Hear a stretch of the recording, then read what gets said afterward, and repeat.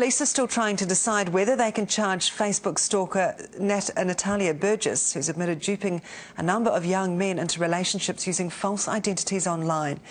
Burgess says she's turned her life around, but her victims and their families say they don't have that luxury. 60 Minutes reporter Paula Penfold went to meet Burgess. Here's her report. If it weren't for the fact it's so serious, this fantasy world would read like the script of a bad soap opera, with this woman as a main character. I'm nothing like how she's portrayed me to be the last 7 years. Nothing at all. These young men in supporting roles. It was just a massive shock to me, you know. She conned my mother, my dad, my sister and my brother-in-law. She brings in personas, and then once she's had enough of them, she'll kill them off. And behind it all, this woman, 27-year-old Natalia Burgess, the scriptwriter. The mastermind of multiple fake online characters she created using stolen photos to befriend boys and young men. Looking back on it, I'm thinking, you guys are idiots. Honestly, how could you be suckered in by a pretty photo and a pretty voice on the end of the phone? Were you really in love? Yeah. It felt really real? Yeah, it felt real. So real, he even believed the Laura character had a daughter, 5-year-old Kaylee, who would talk to Marcel on the phone, calling him daddy. What did she say to you? Just saying daddy, daddy, like telling me what's happened during the day, and or if daddy, daddy, mum's done drugs again, and yeah. What would you say?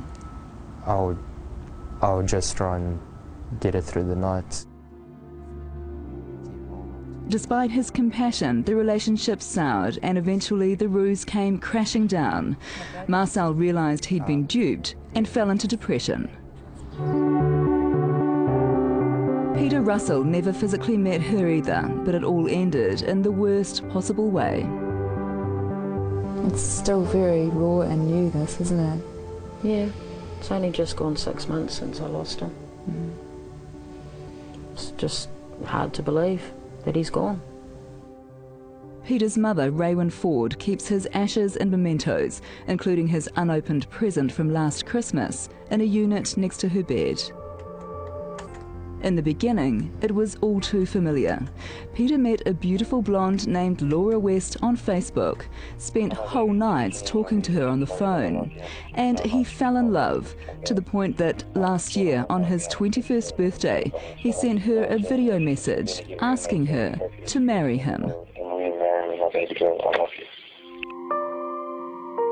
But of course, the marriage couldn't go ahead, and they broke up.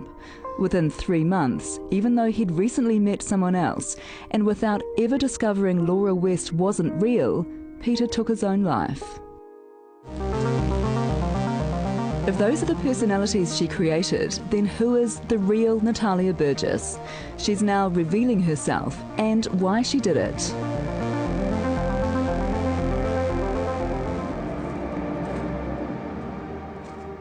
It all began, she says, as a 9-year-old girl.